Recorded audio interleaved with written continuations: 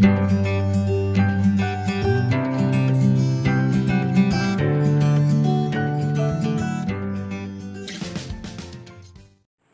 assalamualaikum warahmatullahi wabarakatuh. Kembali lagi YouTube channel aku, dan kali ini aku bakalan membahas materi lembar kerja peserta didik atau lebih dikenal dengan LKPD.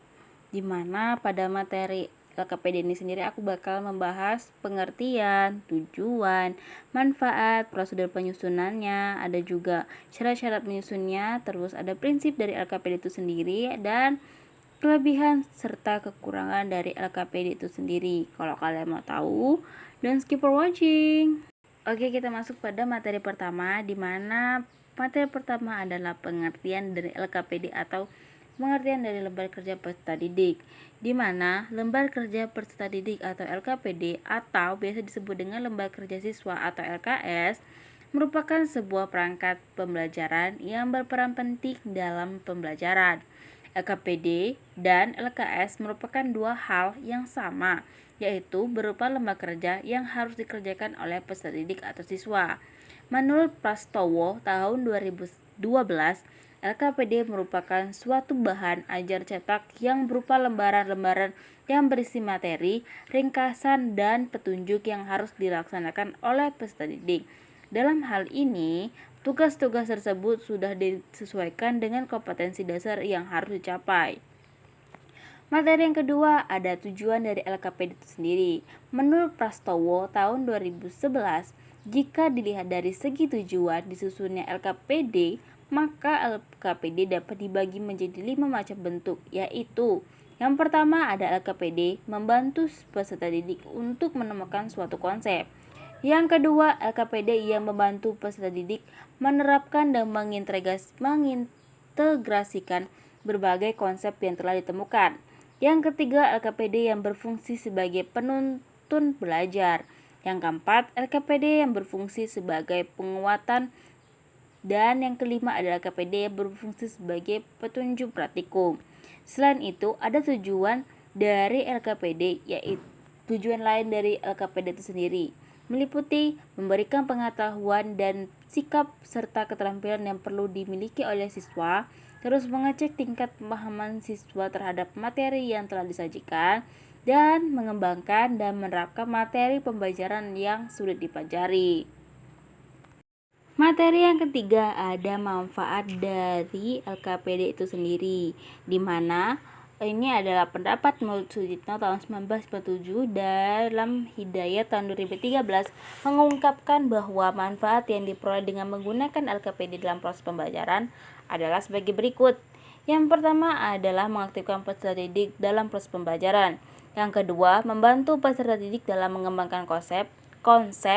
Yang ketiga, melatih peserta didik dalam menemukan dan mengembangkan keterampilan proses. Yang keempat, sebagai pedoman pendidik dan peserta didik dalam melaksanakan proses pembelajaran.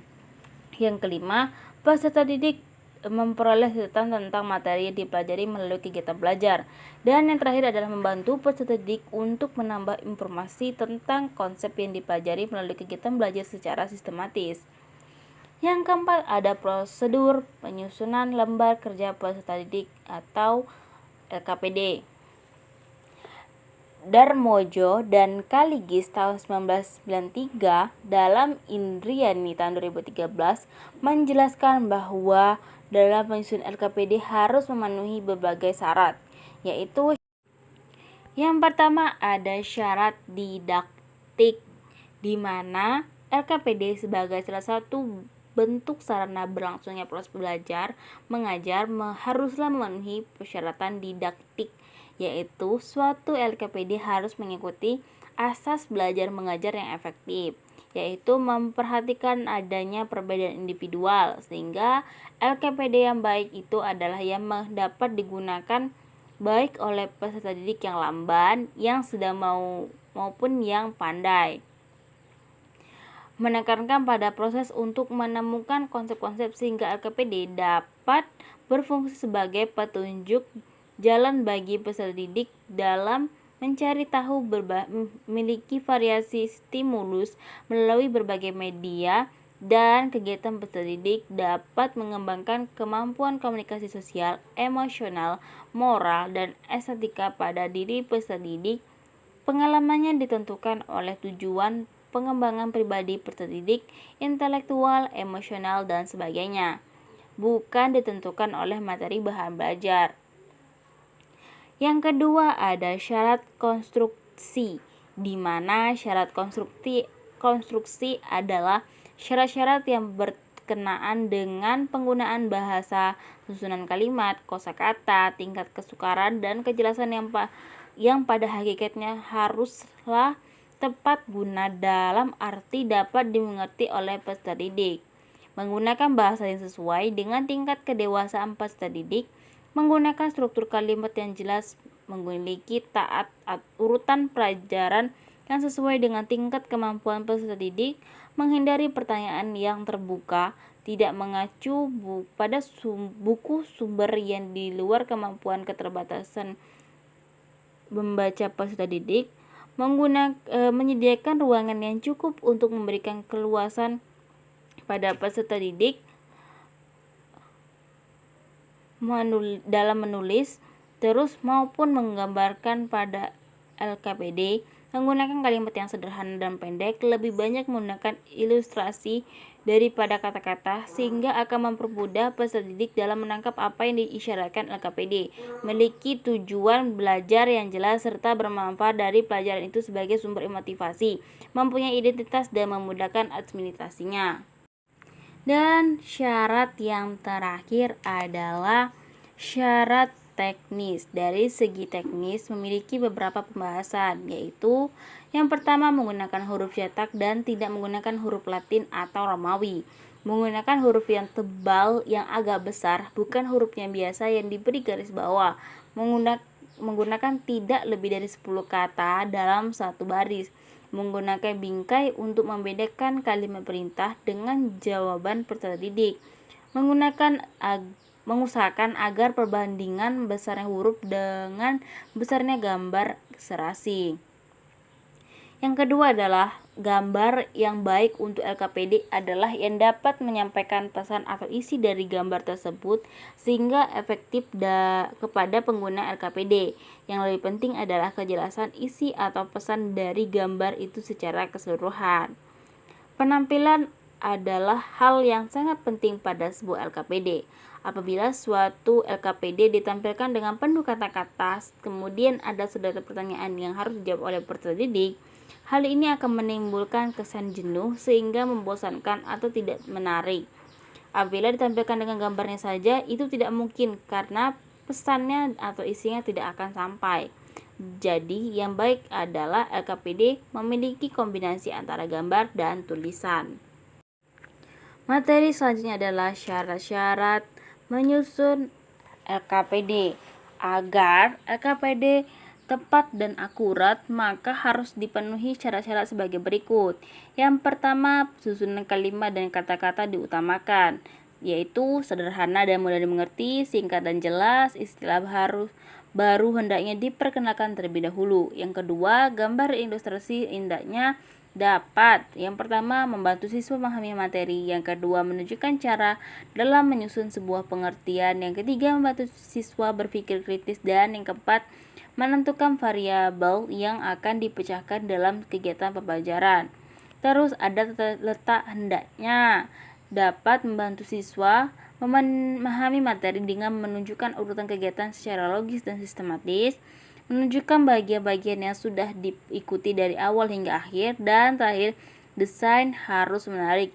Materi selanjutnya yaitu adalah prinsip dari LKPD itu sendiri, meliputi 1.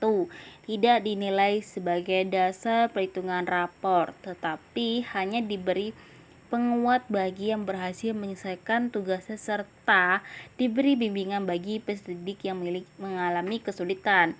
Kedua, mengandung permasalahan. Yang ketiga, sebagai alat pengajaran. Yang keempat, mengecek tingkat pemahaman. Yang selanjutnya adalah mengembangkan dan menerapkannya. Dan terakhir, semua permasalahan sudah dijawab dengan benar setelah selesai pembelajaran. Materi yang terakhir adalah kelebihan dan kekurangan dari LKPD itu sendiri.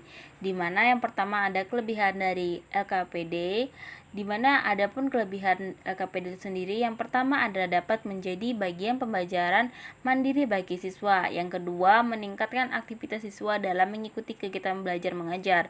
Yang ketiga, praktis dan harganya terjangkau. Yang keempat, materi lebih ringkas dan sudah mencakup keseluruhan materi. Yang kelima adalah sebagai pengganti media lain ketika media audiovisual misalnya mengalami hambatan dengan listrik, maka kegiatan pembelajaran dapat diganti dengan media LKPD ini. Dan terakhir, tidak menggunakan listrik sehingga bisa digunakan oleh SD di pedesaan maupun di perkotaan. Yang keduanya ada kekurangan dari LKPD itu sendiri, di mana adapun kekurangan dari LKPD yaitu satu, soal-soal yang tertuang pada lembar kerja peserta didik cenderung monoton, bisa muncul bagian berikutnya maupun bab setelah itu. Yang kedua, adanya kekhawatiran guru hanya mengandalkan media LKS tersebut serta memanfaatkannya untuk kepentingan pribadi. Misalnya siswa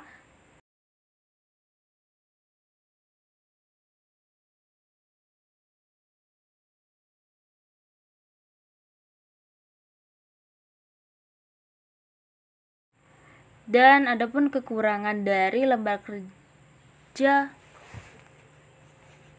Yang kedua ada kekurangan dari LKPD itu sendiri. Adapun kekurangannya yaitu satu, soal-soal yang terulang pada lembar kerja siswa cenderung monoton, bisa muncul pada bab atau bagian berikutnya maupun bab setelah itu. Yang kedua, adanya kekhawatiran guru hanya mengandalkan media LKS sebagai atau LKPD tersebut serta memanfaatkan untuk kepentingan pribadi. Misalnya, siswa disuruh mengerjakan LKPD, kemudian guru meninggalkan siswa dan kembali untuk membahas LKPD itu. Yang ketiga, LKPD yang dikeluarkan penerbit cenderung kurang cocok dengan konsep yang diajarkan. Yang keempat, media cetak hanya lebih banyak menekankan pada pelajaran yang bersifat kognitif, jarang menekankan pada emosi dan sikap. Dan terakhir adalah menimbulkan pembelajaran yang membosankan bagi siswa jika tidak dipadu-padukan dengan media yang lain. Nah, itu dia materi tentang lembar kerja peserta didik. Semoga dapat bermanfaat dan dapat menambah wawasan kita semua.